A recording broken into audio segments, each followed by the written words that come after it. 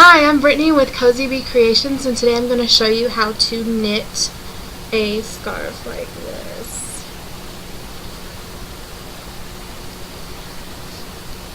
First, you will need knitting needles.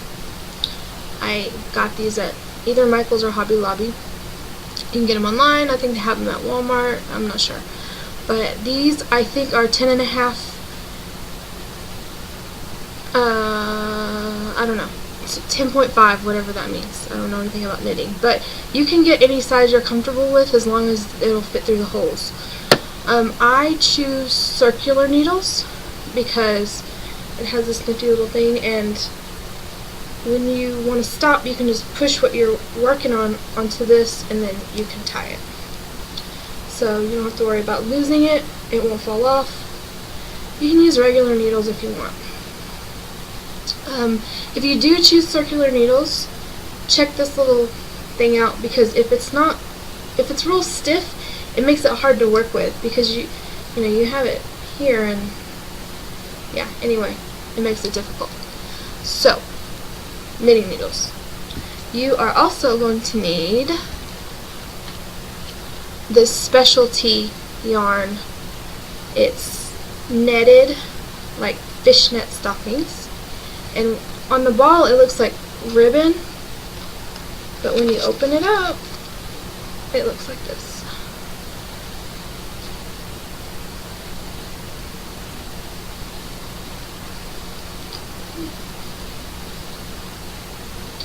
And you can get this at Hobby Lobby or Michael's if you can find it there. They're usually out of stock. I order mine from premieryarns.com, benfranklin.com. Occasionally you can find it on Hobby Lobby's website. But this is Premier Starbella, and it comes in several different colors. You can get this kind at Walmart. Not this color, but this is Heart Sashay, and they only sell this at Michael's and Walmart, or you can go to redheart.com. Or you can, this one's also the Premier Starbella, but this is called Flash, and we call that the bling yarn. So, I'm going to show you how to make this now. Okay, so first you take the label off, and you kind of want to start by opening it up a little bit, because as you go it's going to twist, and different yarns twist more than others, or they're harder to untwist, so you'll figure that out once you start working on it, but just give yourself a little bit to start with. And as you go, you're going to want to kind of just open it up a little bit.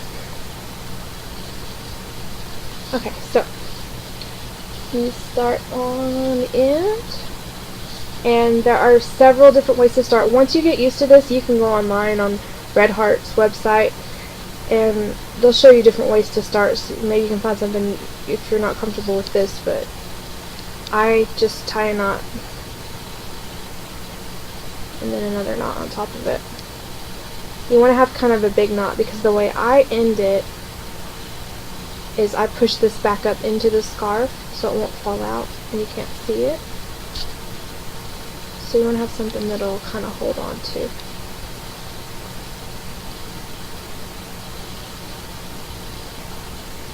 Ta-da! Okay, then you can look at this. This is the bottom, obviously. On the solid colored yarns,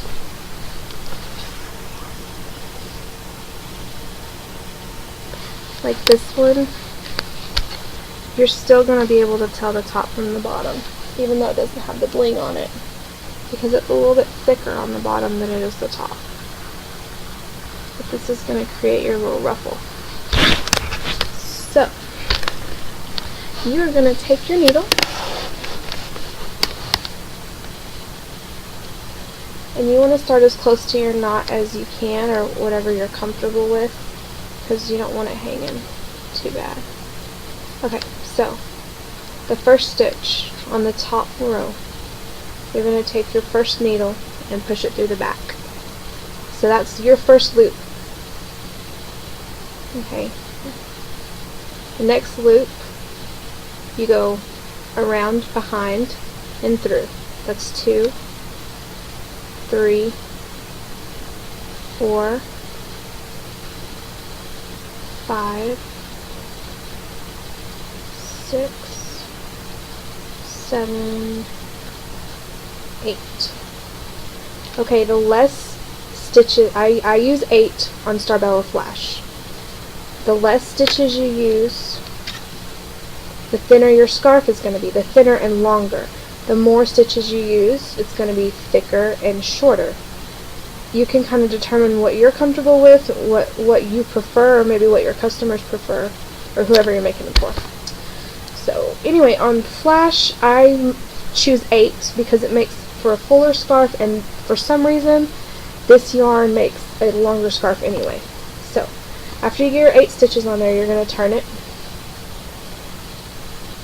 and pick up your other needle. Your first stitch. Let me get this out of the way. You're going to push it through your first stitch and make a cross. You can hold that however you're comfortable with, but this is how I hold it because it's easy. But okay, next stitch. You're going to pull this up behind and loop it over. And then when you pull it down, you'll be able to see it right here. So you want to grab that so it doesn't slip off. And then this stitch that you just stitched that into, you're going to pull off of your other needle. So that was your first stitch.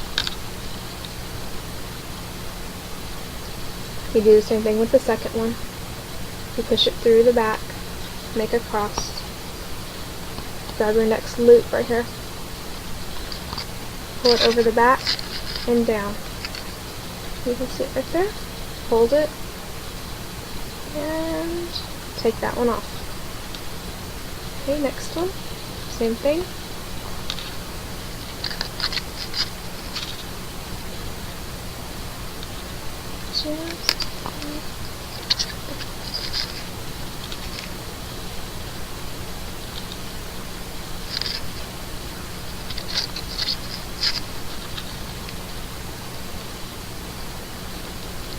Keep on going. And get them all on there.